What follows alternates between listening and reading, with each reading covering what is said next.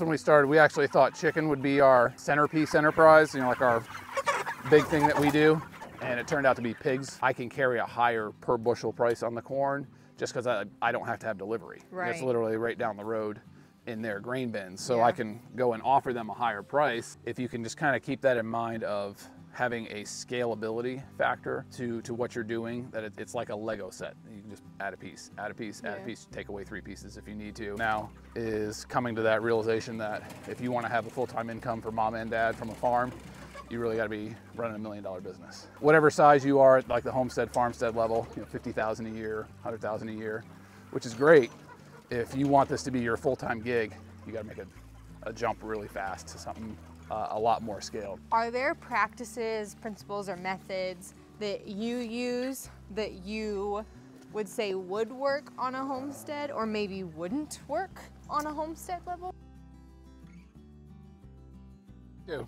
We're at J&L Green Farm, farming with Jordan this morning. We're about to do chicken chores. But before we get into that, this video is going to be a little different because you're going to see somebody extra in the background who's usually on the other side of the computer. So Paul's joining us today because Jordan in his email said, sure, show up at 8 and do chores. And we're like, well, I don't know if I can do chores with a camera in my hand. I'm going to bring Paul along with me, and we've got some babysitters at home. So it all worked out. So we're about to move chickens. You've got chickens on pasture, right? Yep. Okay. So we've got about 1,400 broilers in this part of the pasture, and they're all about 7 weeks old, so they're in the final countdown to freezer camp. That's awesome. Last couple days, but yeah, we've got a bunch of pens out here, and then we have some up on the other side of the farm. Yeah. We'll get in a little bit. So these are Salatin style tractors, Right. and maybe for people who don't know a bit of your background, but you worked for Salatin, have a military background, came back and farmed, Yep. and so a lot of like some of your infrastructure is kind of like Salatin related, and then you've like sure. built from that. On Yeah, your yeah. own, right? So did Polyface in 2001 and 2 in their apprenticeship program. Yeah. And yeah, certainly a lot of our infrastructure is built off of the experience and observing what they have there. These are kind of the last of our Salatin pens. We're transitioning over to a different type of shelter right now. Oh, that's interesting. But you know, obviously we're going to run the legacy gear all the way out till it's done. For sure. So we at one point probably had over 40 of these pens, and these are the last 18. So Oh, wow. Okay. still putting in service, you know, 14 years after we built. You ready for this? Yeah. It's been a while since you've moved a chicken tractor. That line of We'll pens go down this there. way first and then make our way up. Okay. Yep. The pen dolly and the water hose at from yesterday is where we'll start today. So have you ever moved these type of shelters, Paul? Several times in my life. So we had 3 chicken tractors, and we do 5 batches. Gotcha. And we did that for 3 years with the Salatin tractors. So this is actually the first year that we've gotten our birds sexed. So we still take them straight run, but we have them sex them at the hatchery. And so all of this line of pens is all cockerels, and that line up there is all pullets. Why do you do that? Well, we're trying to get a better control on our butcher weights and stuff. And you'll see, you know, these are exact same age, but you'll see the size difference between the cockerels and the For pullets. sure, And sure. so these guys will get butchered first. Those ones will be allowed to run out about another week. So we can try to get a little bit of size control. So you don't do 8 weeks on the dot, and that's that. No, we're actually starting at 7, Okay. especially the earlier groups in the year. So like these guys are 6.5 weeks old right now. Okay. And you know, they're already pretty good size. He's anxious to get moved. That's an interesting feed bucket. Feather feeders, yeah, I love those things.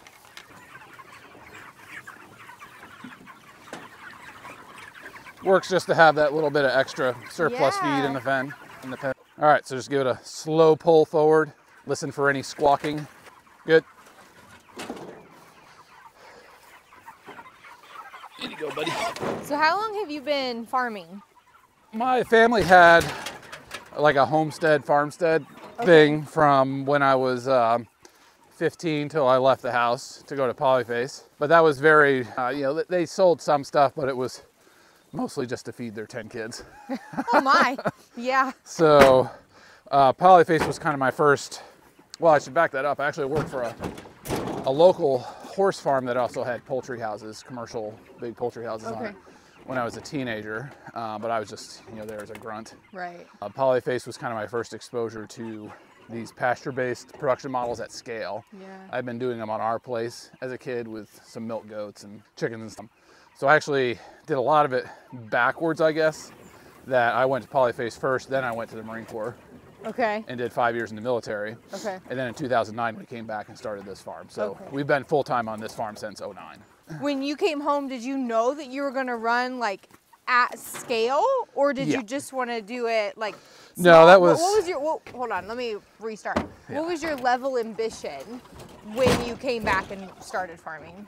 We had started planning our exit strategy from the military probably 1.5 years before I got out. And it was very much that we were gonna come back and start a scaled operation. How big that was gonna be, we didn't really know. We wanted it to at least be big enough that we were working here full time and making a decent income. From pretty early on, we figured out that the revenue of the business had to be well over $500,000 a year for that to happen.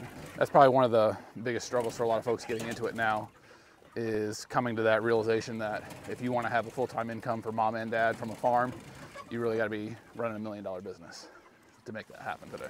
That's really interesting to put like a figure to it. Yeah. I mean, because you think like, oh, I just need to pay my salary, but you're kind of saying, no, there's other things you have to pay for, like literally all the costs. Yeah, so typical P&L stuff. Right. COGS, cost of goods sold. Right. And then expenses, and that's going to chew up a huge chunk of your revenue. This is a fairly capital intensive business to be in. So a good rule of thumb that it's kind of held true over the years is whatever you want your personal income to be, if you're doing regenerative livestock, I don't know what produce is, but for livestock, your gross revenue of your business basically needs to be a 10x of that. Wow, that's kind of what you figured. Yep. So for us, when we started, we actually thought chicken would be our centerpiece enterprise, like our big thing that we do.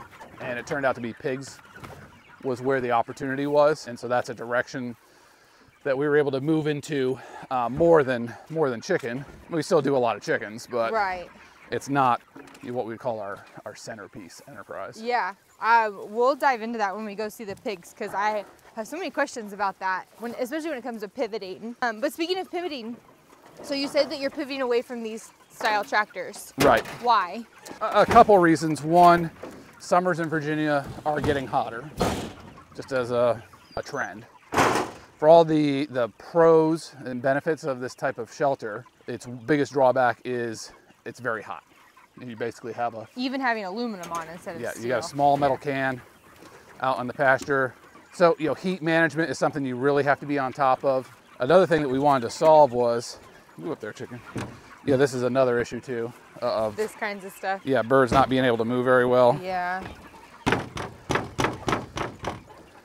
So that, we've gotten a lot of good years of service out of them, but one of the things that we've tried to make like an ethos of how we think about things is having a multi-functionality to any infrastructure that we have. One of the drawbacks to pretty much any poultry shelter that's out there, if you're doing broilers on pasture, north of North Carolina, let's say, is these things are sitting empty half the year. Yeah. You can get 7 months of broiler production, and then they're going to sit on the edge of the field. And if you've got a bunch of them, that's thousands and tens of thousands of dollars of infrastructure sitting idle. So 4 years ago, I developed a structure that we call a DPRC. Okay. It's a dual purpose range coop.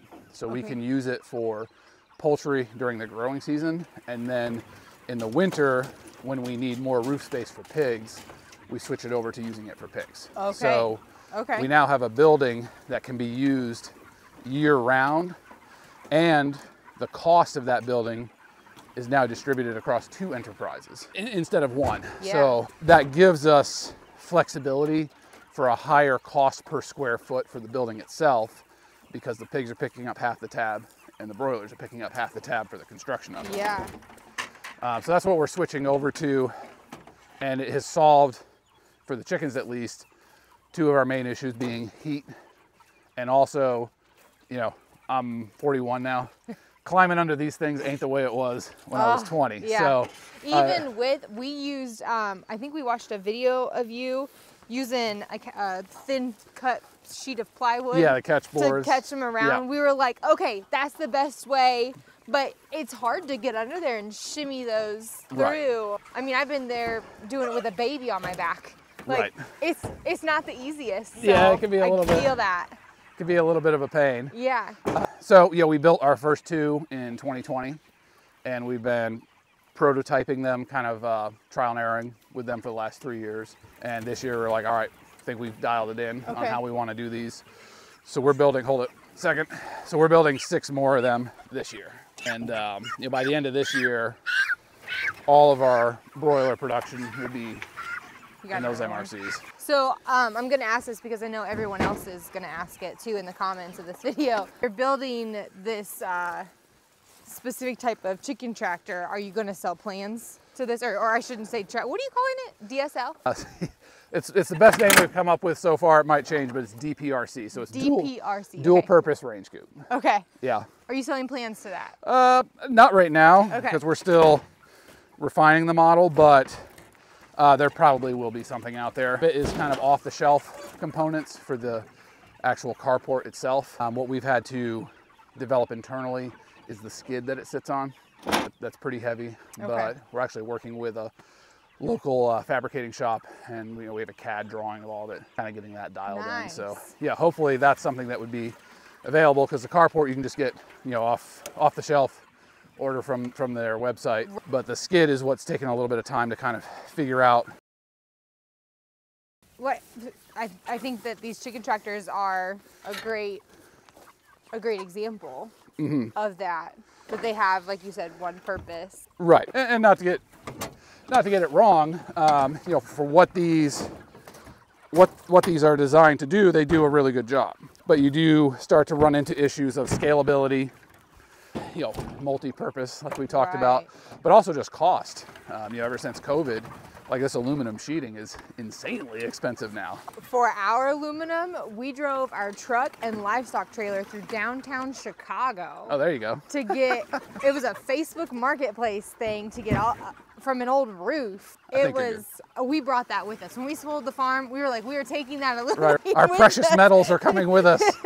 A little more. You're good. And what that does is it just changes your cost per square foot equation, and then you can start looking at other potential ways of doing it. The beneficial thing of this style shelter is it doesn't require machinery to move, whereas what we're switching over to does. So you do have that factor. But when you get to the size operation we are, you're going to have multiple machines at any given time that can pull those. So it's kind of an example of what you have when you're starting a farm, and kind of determining if it's a viable business and something you want to move forward. It's good to have things scaled down and small. You can do everything by hand and generally be inefficient. As time goes on, you have to start becoming more efficient and scalable at what you're doing. For us, that's kind of the next step with being able to have a dual purpose type of shelter. Yeah. What you said earlier about having to have a $1 million business to do this at scale. You obviously are known in this space. Are you talking to people who are trying to do the same thing about how big of a business it actually has to be, and what are their reactions like? Yeah, I mean that's a hot topic. That's in a lot of forums. It comes up in Facebook groups all the time. It's discussed at conferences. We do a weekly coaching call thing right now. That's a universal topic, is trying to achieve scale. That's sustainable. That's kind of the buzzword of all this is sustainable. And there's a very distinct jump when you go from the homestead where mom or dad is working off farm, has that income, has that insurance, all that stuff, to, all right, well, we want to do everything on farm. It's a big jump. You can, whatever size you are at like the homestead, farmstead level, 50,000 a year, 100,000 a year, which is great. If you want this to be your full-time gig, you got to make a jump really fast to something a lot more scaled. That's kind of a tough hurdle. That's kind of certainly a break point in the process where a lot of farms don't make it, trying to make that jump up, because you are primarily having to make a jump as a marketing business, not as a production business. Production in the field is easy enough. It's got its difficulties, of course, but what really differentiates the ones that can make the jump to scale and the ones who can't is not what happens in the field, it's what happens in marketing. What things like what in marketing? It's one thing to do a Saturday farmer's market and sell $1,000, $2,000 there, which would be a $50,000, $100,000 business a year. Respectable. Plenty of small farms doing that, and that's great. When you jump to, you're marketing $100,000 a year to now you need to market and move $1 million of product a year, it's a vastly different equation. Just different infrastructure you have to have, distribution, marketing, sales, all that, but you just have to have people who can also go out and build those relationships. That you have to have a steady pipeline of new customers coming in. Just from attrition, people move away. It happens all the time to us. Yeah. That we'll have a good customer that's been around for 10 years, and you know what? They retire from their job in DC, and they move back home, and boom, the customer's gone. It becomes instead of a more passive marketing of just being at a farmer's market or maybe two, to now it's a very proactive marketing approach where you are constantly recruiting new customers, finding new customers, building those relationships, dealing with them. And that takes people who know how to do that and are passionate about doing that. It can't just be, me out in the field working on the animals and then doing like an hour or two of marketing a week. No, it's on a man-hour basis. There's just as much time spent doing that as what goes on out here. Which, I mean, I've seen so I grew up farming. I'm a 6th generation farmer, and my dad started farm to table when I was in college. And I mean, I saw that immediately, that farmers were educated to be farmers. We weren't educated to sell. Be marketers. Yeah, to sell anything. It's difficult to like get that mindset kind of switch, because a lot of people want to be the farmer, but to be able to do both. So I know your wife handles a lot of stuff there. Is that how you make it work? Like you're kind of the hands-on labor and she's the marketer? Yeah. So early on in our business, we divided it into 2 departments essentially, of operations and then sales and marketing. For us, fortunately, our skill sets settle well into those 2 areas. That I'm fine being out with the animals all day and handling this stuff. She is very much of a people person, background in customer care and things like that. And so she's able to grow that side of the business. So, she has a team of people that work with her on that, and I do what I do out here. So we have overlap between the departments on, kind of a planning level and strategy. Right. But on a day-to-day basis, what I do and what she does are very detached from each other, independent almost. That she runs that side of the business, I run this side of the business. So where are you marketing to then? I know you have like your online store, right? Yeah. So marketing is primarily online. Email marketing, and I'm getting into Laura's area, so. And that's okay. Yeah. That's okay. I don't want to wander too far off the reservation. Email marketing is a huge driver for us. Okay. That's very successful in bringing. Once that relationship is established and someone's coming in, of making sure there's that consistent but not overwhelming level of communication. All of us hate getting 60 emails a day from some company that we just signed up for. Right. Yeah, that's something that she and her team have developed a system over the years that works very well. Getting high open rates, good return rates from customers, and establishing, the most profitable customer is a long-term customer. You never make money off of first-time customers. Right. So it's attracting them to your farm and then keeping them for the long term. So hearing your background, coming from like the homestead side, you worked on a commercial farm, you worked at Polyface, you were in the military. Yeah. Why are you doing this? So it's something my kids and I actually have conversation all the time about, because they're like, oh, why are we a bunch of brokies? And like, we're not actually, but we choose to spend our money, in this way on the farm, and we are earning less than we could doing other things. Right.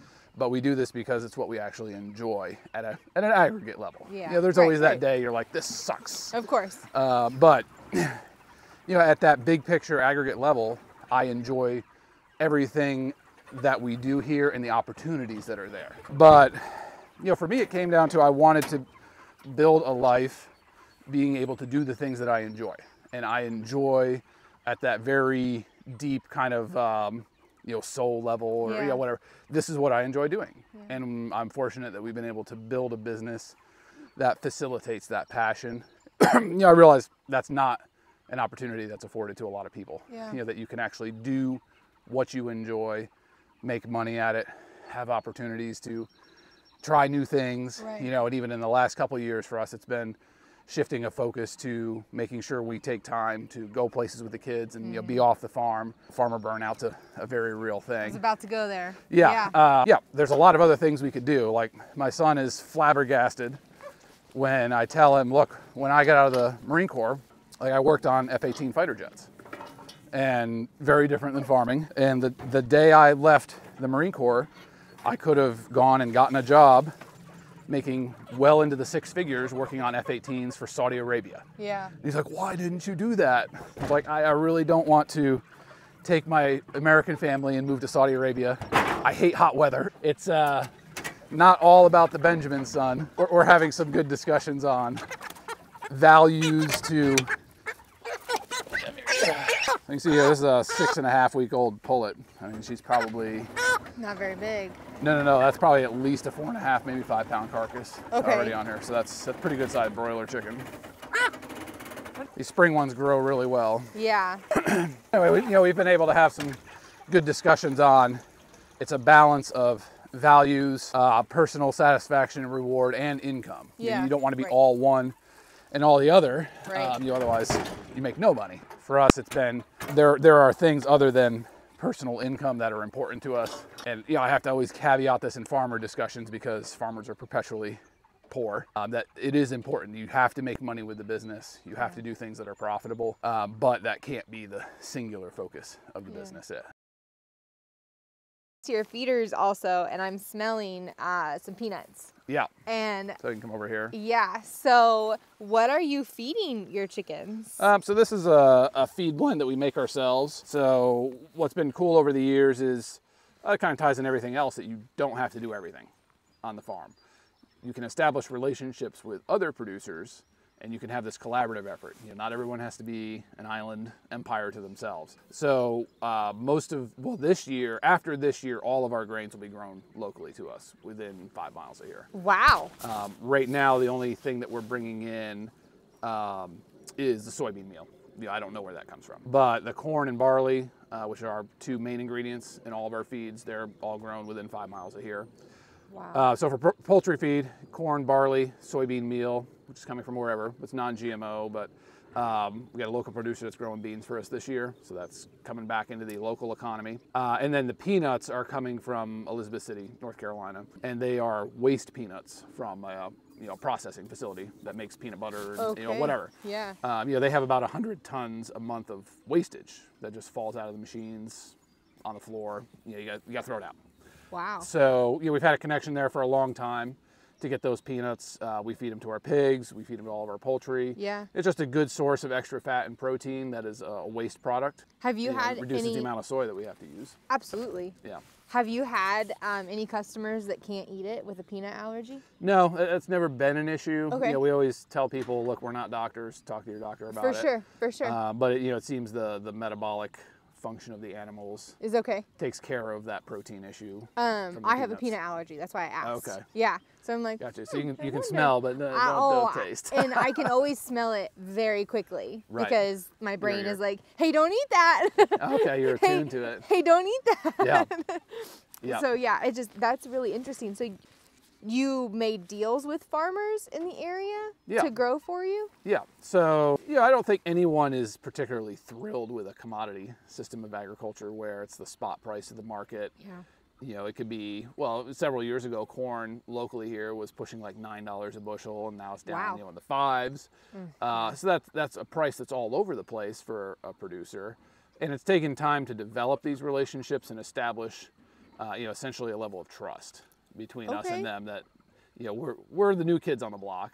Even though we've been here for 15 years, you know, they've been here for 150 years. Yeah. So, you know, it's starting out small and building that relationship over time. What is their apprehension? That you're legit, that you're going to pay them, Oh, you know, that okay. you're actually going to be around. Okay. Because someone who's growing corn, they're deciding what they're going to do December and January, you know, for the next year. And if you're going to go out, Right, go out of business in May. Yeah, if they're going to grow something specialty for you, you know, they want to know, is his check going to cash, and is he actually going to be here to take the product? And Right. so it just takes time to build those relationships up, which we've been able to do. And you know, what we offer them is a more stable pricing structure. Yeah. It's like, hey, we're not going to yank you around every year. You know, we do make a little adjustment every year, you know, if necessary, but we're not going to have that wild swing from, you know, $10 to $5 to $6, you know, Right. just kind of bouncing all over the place. Are you paying a premium, would you say? We're paying well above what they would get at the elevator. Because for us, what we have to look at is, all right, if I order a tractor trailer of corn, say from Pennsylvania, well, it's going to cost me $1,000 to have it shipped here. So that's immediately a price that I can carry a higher per bushel price on the corn just because I don't have to have delivery. Right. It's literally right down the road in their grain bins. So Yeah. I can go and offer them a higher price that still saves me a little bit of money and pays them more. Yeah. You know, it moves them from being a commodity producer, which is the lowest rung of income, to now they're more of a wholesale producer. Like Yeah. they're wholesaling, you know, they've cut the elevator out of the equation, so now they are getting more of an elevator price Yeah. for their grains as opposed to the commodity Yeah. price. And for me, I'm not paying Tractor Supply prices. You know, Exactly. I'm getting a bulk wholesale price. So it's Or it's, if you want to go the organic, non-GMO, all Right. the labels route, I mean, that's... yeah, and that's taken time to convert them over to growing non-GMO for us. You know, they've had to figure out how to rotate their crops and do different things. But you know, money talks. So if I'm paying, you know, 20% more, 30% more than they can get elsewhere, and they figured out after the first year that my checks don't bounce, that gets their attention. And so it's been great to work with these guys and, you know, make a local sustainable farm, you know, whatever you want to call it.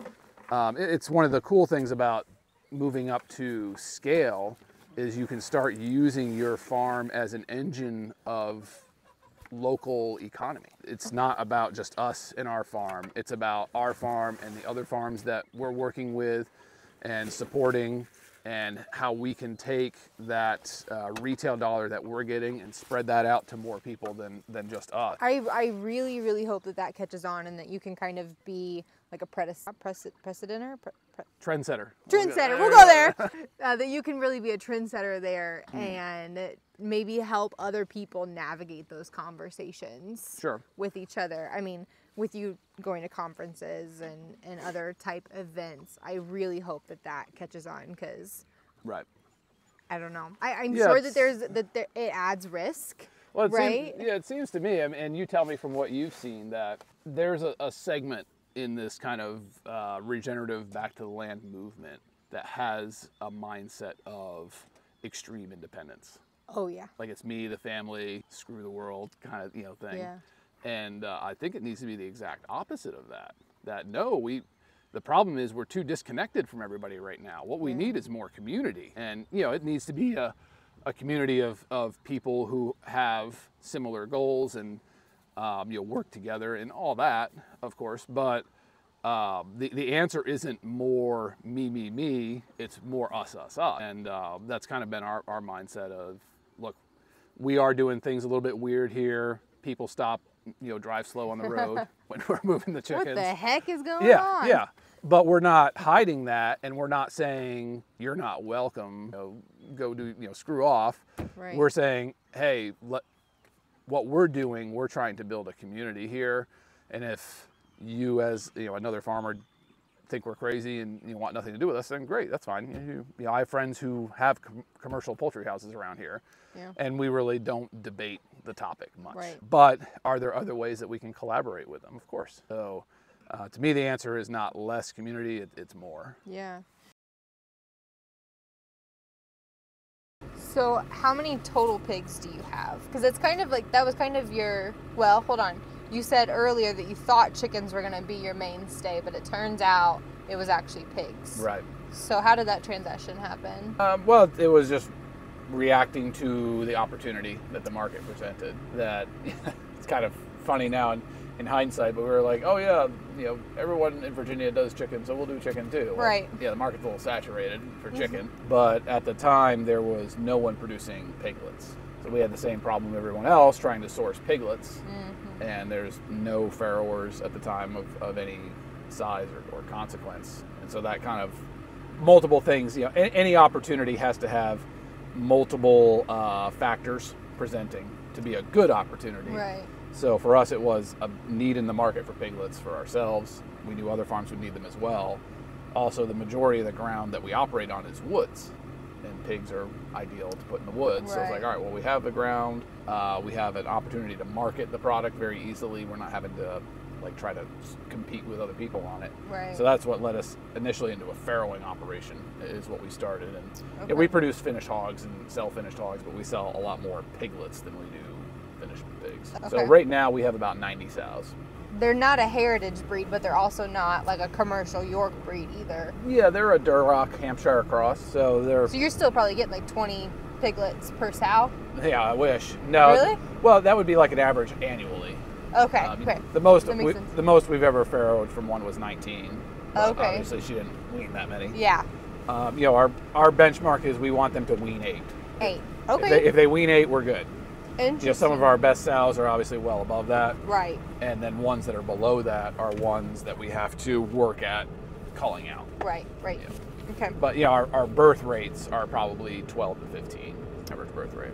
And I assume you have boars on site too, or are you AIing? No, we use boars. You use boars. Yeah, and we've had a closed herd for well over 10 years now. Wow. Okay. So there are our own boars as well. Yeah, that's awesome. How does that work? I've been begging or just dying to ask you. So when you're working on silvopasture, from what I've read just about forest and trees, which I don't have a PhD or anything, but me neither. But from what I've read in a little bit of research, like saplings are waiting for the canopy to open up so that they can bolt up. Right. How does that work with a silvopasture? Do you not allow the saplings to grow up?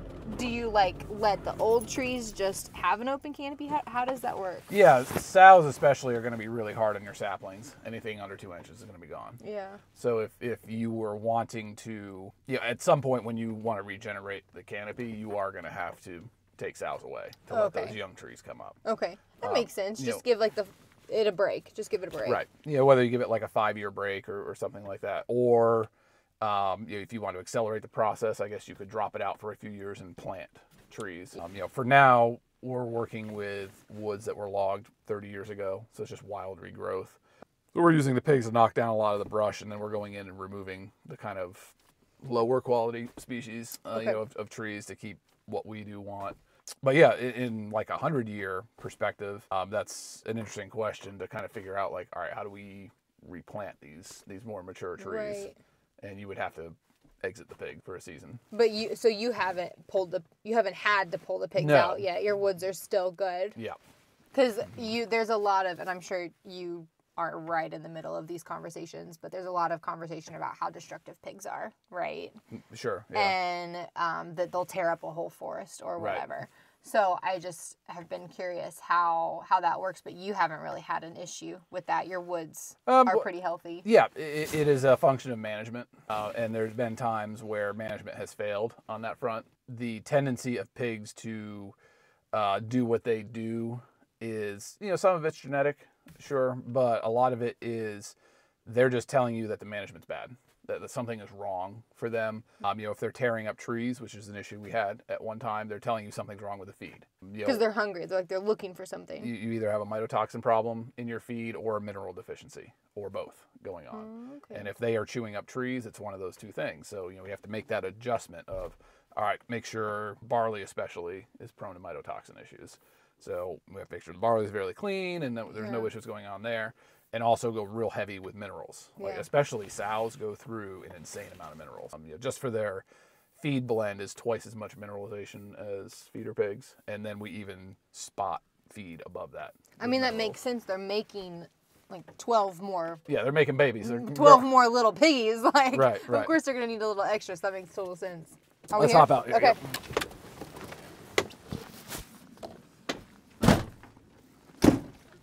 So these are your So these are the prototype DPRCs. DPRCs. Okay, your prototype DPRCs. Yeah. Awesome. When you're developing something new, it's always good to have a prototype or two. Use them for a few seasons, kind of get that feedback from the animals that you're using them with, and then also just do they hold up to the ground and the weather and all that. You can make some adjustments on them. So they look a little high. How is it with wind? Yeah, so that was a consideration when we constructed them, because there are other big chicken shelters available commercially. And I've seen pictures of them blowing away. We just made them very heavy. And these have been through 70-mile-an-hour winds up here, and they moved 2 inches. Wow. So for us, that was a pretty good test that we really don't get winds above that. Yeah. And if it was to be worse, we could always just anchor them to something. Have they already moved them, or are they getting ready to move? No, we're getting this one. Sweet. So the big thing to answer was, how do you move them without killing birds? Yeah. Should it run over them? So on the first generation, this is what we did, was just your kind of floor mat from Lowe's or Home Depot. It worked well. They do have some drawbacks that we've upgraded for the next generation that we're doing. The important thing when you're designing something and building a prototype is the concept, not necessarily the actual, I don't know, application or the actual thing you're using. Does the concept of having some kind of mat that moves forward and that can run over the birds without harming them, does that work? And then you can figure out, all right, do we need to have a specific, a different type of gear? You can find the material later. Yeah, you can change your material to something different. So for these new ones, we're actually using, I found a company that makes like those decorative nets that you would see like at a putt-putt golf course. Like the ship nets. The ship rigging nets kind of. Yeah. And they'll make them any size you want. So I'm like, all right, I want them 25 feet long and 2 feet wide. Yeah. And they made them up, and looks like they'll work great. Sweet. So, but they're made out of, instead of this, kind of lower quality rubber floor mat that tears up pretty easy, now they're made out of 900-pound nylon rope. So you could probably pull a tree out with them. Yeah. So you got to be careful what you're driving over then. Right. Looks like we got a couple out over that. A couple escapees. Yeah.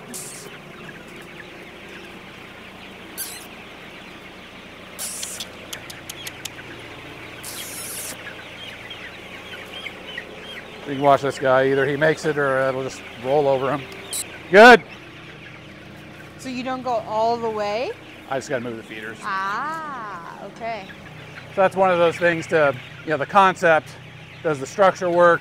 Then we can figure out later what's the best feeder configuration to put inside it. So we'll have something that moves with the building eventually. Okay.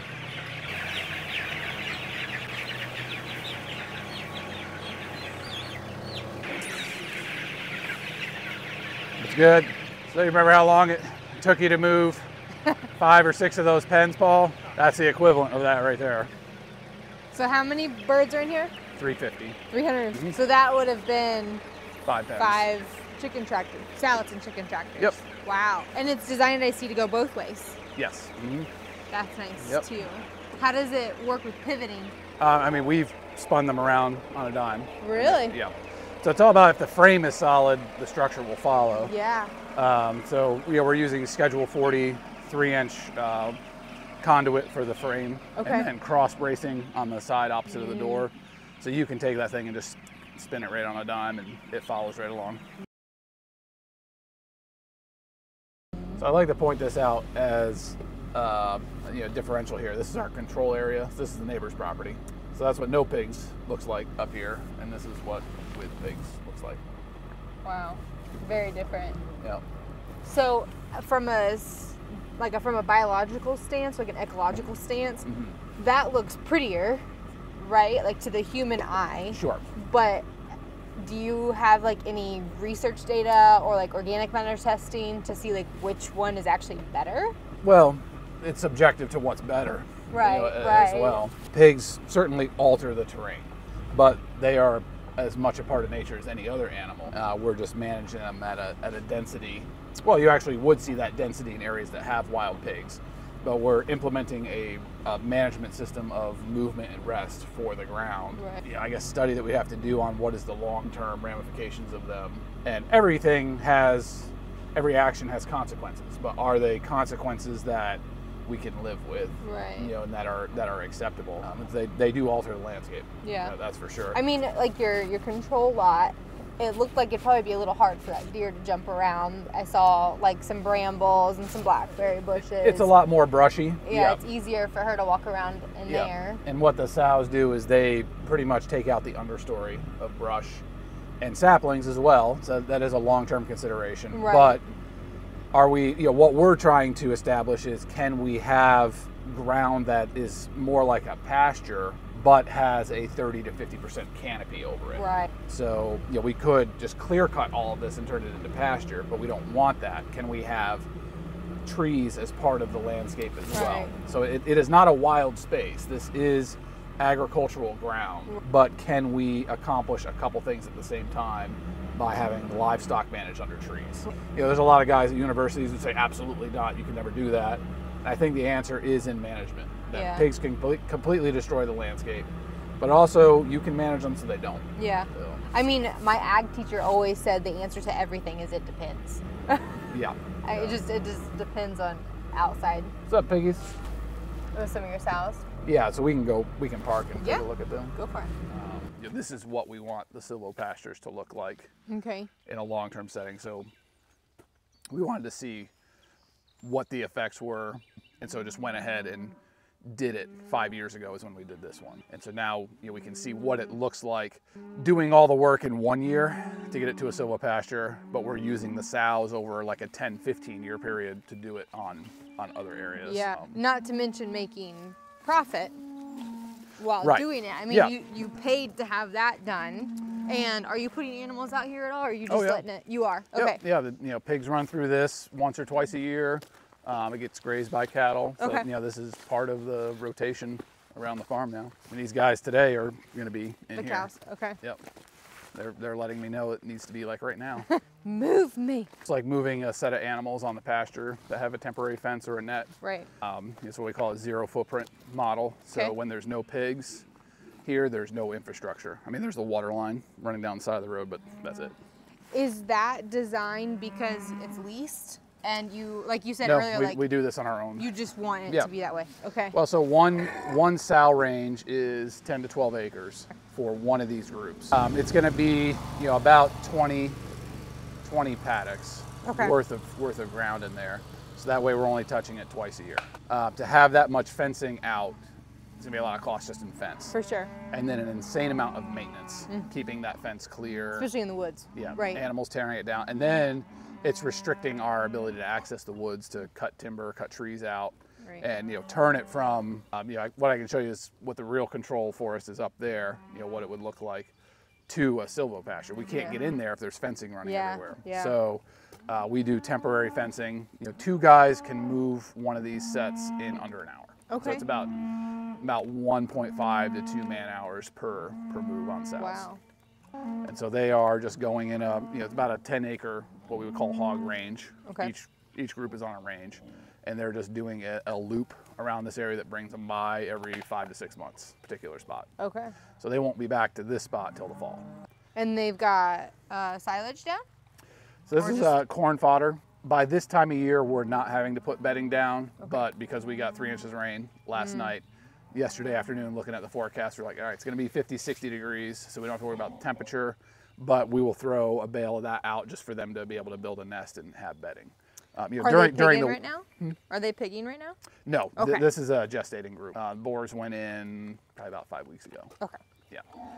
We actually just took the boars out this week, so they are just gestating. Barely pregnant. Yeah, they are just chilling for the next couple months. Yeah. It's probably the most peaceful time of their life, actually. No boars and no kids. I feel that. So yeah, when we have high rain, we'll put that out. And you know what's great about doing it in the woods is when they move, that just stays behind and just rots away. Yeah. So, you know, going back to the discussion earlier about equipment and all that, we handle almost no bedding or manure, like cleaning out barns. It's just out here in the woods. And just adding to the organic matter, you know, of the soil here. Yeah. I've heard it on a video. It's been a while. How do you plant your silvopastures? Right. So when you look at a pig, this is an animal that has the ability for tillage and harvest. So, you know, Right. all animals eat Right. stuff, obviously, but very few animals disturb the soil in the way that pigs do. Right. So a long time ago, we were looking at it.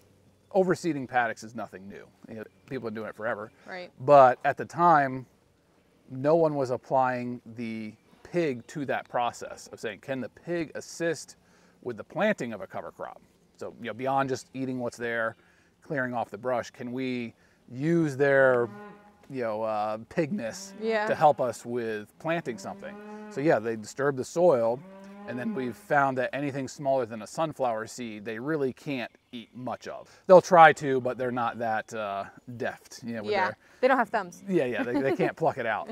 So 1 to 3 days before we move them to a new paddock, we come in and overseed the paddock that they are in. So on Thursday, so 2 days ago, we went around and overseeded all these sow paddocks because they move every Saturday. So there's already been a overseeding of barley in the shaded areas, and then we're doing pearl millet and forage sorghum in the more sunny areas now, Okay. now that we're into the warm season, Okay. quote unquote. Over the next, you know, the last 2 days, they're going around snuffling the whole paddock, chasing the seed, you know, whatever they do, trampling it down, and they're pushing those seeds into the ground. So we're using them as a ground disturbance animal, and then also as a seed cultivating, you know, Yeah. depending on soil moisture will determine how much of it they push into the ground. Right. But we're using them as a planting animal, and as long as we move them away before that seed germinates, it's good to go. Like you can Right. see over here, you know, this is barley that was pig planted last fall, and this has already been grazed once by cattle. So Wow. this is a regrowth Wow. of barley. So you let it go to seed? Mm-hmm. So do you have to plant it every single year? We plant something every move of the sow, year round. do? Okay. Yep. So we use a lot of barley because it's one of our feed ingredients, so it's cheap. Yeah. But when we get into the warm season, you know, like especially over here, when they go through this area, it will be into forage sorghum and pearl millet. And then that's a high value summer annual that we then can run the cow herd through. You know, the pigs will come in and clean up the residue. For sure. Yeah, in the fall. So, you know, besides being piglet producers and bacon, you know, growers, this is also, we're able to use our management of this species to have a beneficial symbiotic effect for another species. Give me those. So you hickory started with piglets in your transition, and of course you were selling, you know, the meat from Right. fed out pigs. Did you really anticipate that being these sows? How did that management really focus in? Yeah, no, we didn't know how big it would be. Our posture was we wanted to chase whatever the best opportunity was. And, you know, there's a lot of farmers in Virginia doing chicken, almost none doing piglets, especially for a forest pasture phenotype. Yeah. Like if we took, you know, Yorkshire piglets from Illinois, Iowa, Indiana, where you guys are, and we Yeah. put them out here, they would fall apart in Yeah. a week. Half of them would be dead. the rest of them- 1000%. Yeah. What we have, if we want to have feeder pigs that do well on pasture in the woods, 4 seasons, good grow outs, all of that, they have to come from genetics that are adapted to that system. Yeah. And so not only for us, but it was a problem for a lot of other producers is you just couldn't get piglets at that time that came from that phenotype, that genetic background. So for us, it was developing it over, you know, the last decade of we want a sow that they're out here 4 seasons. They can handle 100-degree days. They can handle 10-degree below zero days. Right. You know, we can farrow almost year-round with very low assistance to them. But that is a specific management mindset that we have to have. You know, for a pig to be okay in 50-degree weather with 3 inches of rain, she has to come from a genetic background of pigs that are adapted to that stress. Yeah. That, you know, immunologically, physiologically. I mean, that makes total sense. You wouldn't take somebody who's lived in Canada their whole life and go put them in Hawaii. Right. That's not gonna work and out. expect them to thrive outdoors. Right. Yeah, they're going to need to be in the air conditioning. Even the food that they eat. Well, a and lot of the conversely, fresh fruit they wouldn't. You know, you be able take to someone from Miami and you toss them up in Maine, and they're going to be freezing to death. Right. So it's been neat with a closed herd that we can control those genetics for adaptation to this management system. We don't worry about color as much. We do pay attention to like teat count and farrowing rate and body conformation, but primarily we want a phenotype that's adapted to this climate and this management system, and that's what we're striving for. So you can see right now it's 55-degree morning. We had 3 inches of rain. They're chilling. Yeah, they had a good night. So I'm just curious, from our conversation earlier, talking about like moving from the homestead side to like a full-scale business side. Are there practices, principles, or methods that you use that you would say would work on a homestead or maybe wouldn't work on a homestead level? Yeah, I think it's making things as scale neutral as you can. So like with the sow sets, it's essentially the same setup, whether it's one set or at the most we've had with 13 different sets of sows. We're not overcommitted. We're not having to make a $200,000 investment to get into sows by having a barn or whatever. It's about maybe $200 in posts and wire, and the most expensive thing would be the energizer that's running it. And so whether you're a homestead size or a commercial farm size, if you can just kind of keep that in mind of having a scalability factor to what you're doing, that it's like a Lego set. You can just add a piece, add a piece, add a piece, take away 3 pieces if you need to. That has what's allowed us to expand and contract with what the market needs or wants, what we're able to market and sell. So I think that would be one aspect that applies no matter what your size is don't buy something that's so expensive that now you have to do that forever. And that's unfortunately a lot of friends who get into commercial poultry farming, that's the scenario they get into. You're running $800,000 to $1 million a house for groundwork and putting in a poultry house, or like out where you guys are, hog barns. Yeah. And guess what? You're doing that for the next 20 years because you've got a mortgage to service now. Yeah. Whether pig market is down and you're losing money this year, you're losing money next year, you got to do it because you got to pay that mortgage. And the variable is your own income that you will have to sacrifice to make up the difference. We never wanted to get into that scenario where we are now obligated to produce at a loss. Like that should throw so many red flags of you're treading into dangerous water when you get there. So scalability, modular effect to whatever you're doing. I like your analogy to the Legos, because when I hear scalability, I think growth up only. Right. I don't think about going down. Right. But you're right. You can put a Lego piece on, or you can take it off. Yeah. And that's okay. Yep. If $200 of wire and posts hang out in a barn for a year or two while the market's down, or you're changing or pivoting or whatever, that's okay. Right. You can use it. Yeah, there's no mortgage on the fence posts. Yeah, exactly, exactly. Yeah, and that's something that we don't think about often is contraction. Everything's always more. Yeah. You may hit a season where you want to contract. 2 years ago or 3 years ago, we had 270 sows. We had a lot going on, and we contracted that down for a couple reasons. And we're fine at a lower level, and we're a lot less stressed. Yeah. I couldn't imagine doing 270 sows. I can't imagine doing 90.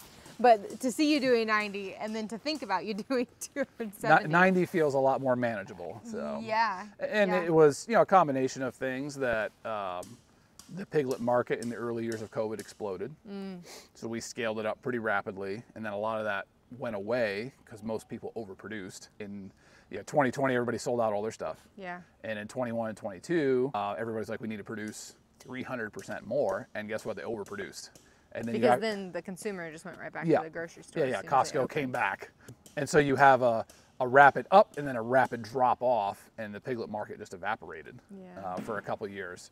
So we took 200 of our sows and put them in the freezer. Yeah. And like, all right, we're going to rapidly constrict this down rather than selling piglets at a loss. Yeah. And that also gave us time to do some other things. We're not out.